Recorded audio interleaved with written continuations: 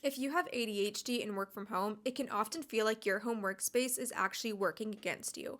But in this video, we're going to dive deep into how your external environment can actually help you focus. If you haven't seen my face before, then hi, my name's Claire. I'm an interior decorator with ADHD who's learned how to leverage our physical environment to help better suit our ADHD brains and help us flow and function throughout daily life. We all know that the environment you work in can greatly impact your productivity. So, whether that's in a negative or positive way, if you have ADHD, then this is just like 10 times more than it would be for a person with a regular brain. And so, we can use that to our advantage.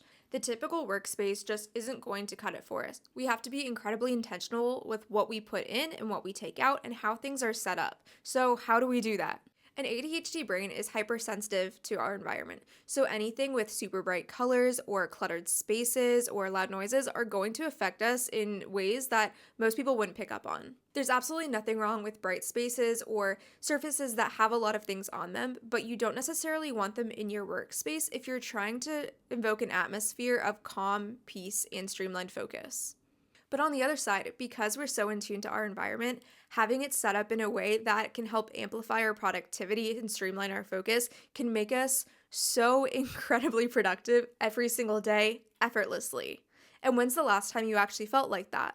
When you have a space that's set up for you, you realize that it's not a luxury, but it's actually a necessity to function, especially when your brain has problems with focusing.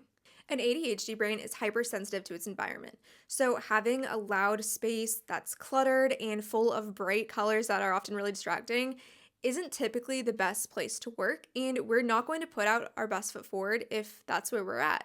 But on the other side, we can leverage this to our advantage. If we fill our space with intentional items that bring us joy, set up a workflow that works for us, and fill it with calming things, we're going to help tap into our hyperdrive and be calm and focused and productive in a way that's so effortless, you won't even know you're tricking your mind into doing it. So how do we actually do that, right? We want to create a visual harmony that makes our brains at peace. So that means balancing things around the room. And this is a key for a lot of interior designers and a lot of design in general. Let's talk about harmony. So for those of us with ADHD, it's not about just making a room look nice, but it's about how we function in it. So instead of just designing a room that looks good and then plopping yourself in it and functioning in that space, think about designing the room around how you like to function in that space. So that can mean taking a survey of the room and picking what your favorite corner is, how the sunlight hits, and how you like to interact with light. Whether you like to be sitting in full sun or in a dark little corner somewhere, totally up to you. But you need to realize what feeds you and what makes you happiest. That's going to play a key role in how you exist in your environment. Your space should, of course, look beautiful, but if it's not functional for you, it's not going to work, bottom line. Aside from having a proper layout for you, you also need to think about storage. You need to have a balance of open and closed storage and use both of those to your advantage.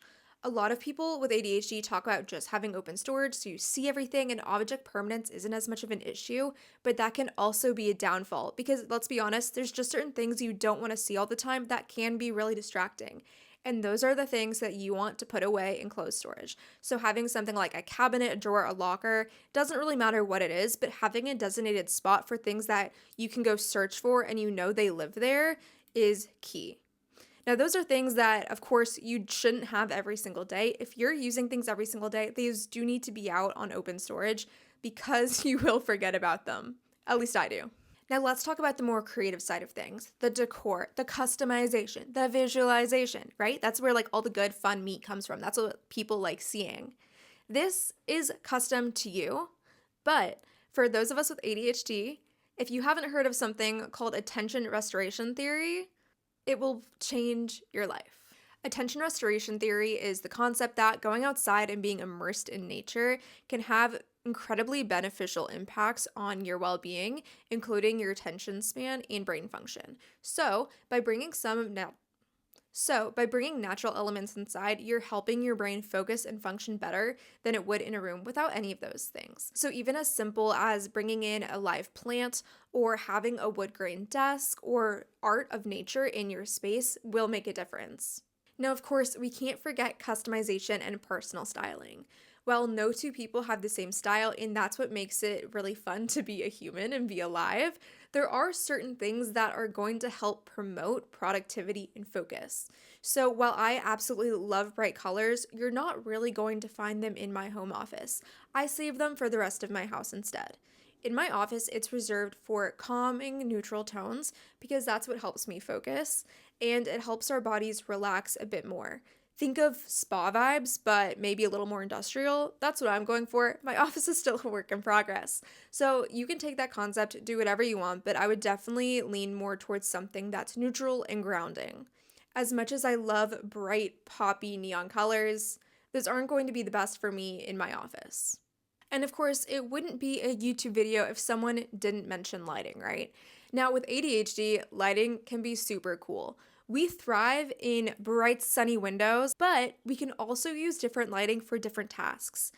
Oftentimes in interior design, you'll hear about something called layered lighting, and that's about having small little lights all over your space at different heights, so it makes more of a diffused, softer look than having one really harsh light. This is also really key for ADHD because honestly, no one turns on the big light. We all hate it. This is why we're here. But having smaller lights in your space can really make a difference for setting the tone. So you can have different lights on for different tasks and it'll trick your brain to thinking that you're in a different environment. So for me, if I'm doing really heavy, intensive hard work, I will turn on all the lights in my office and it makes me feel like I'm somewhere else because in my home, I have a lot of soft diffuse lighting. But if I'm doing something a little more calm, a little less attention heavy, I'll just have one or two small lights on and that makes it a very vibey, chill space.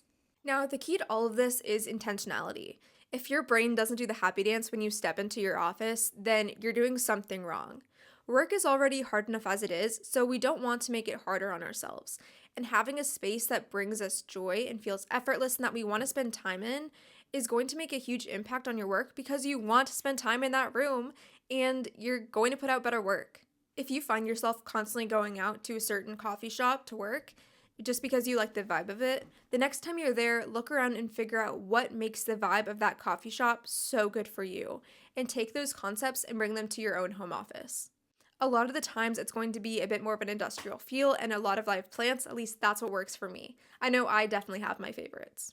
So, at the end of the day, your home office shouldn't just be a room with a desk in it. It should be a place that fuels your focus and productivity.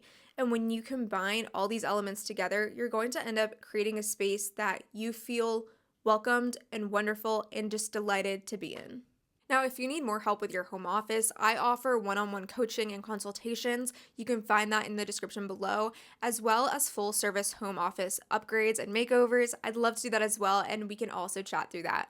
That's all I have for you today, but I hope you spread love and light wherever you go.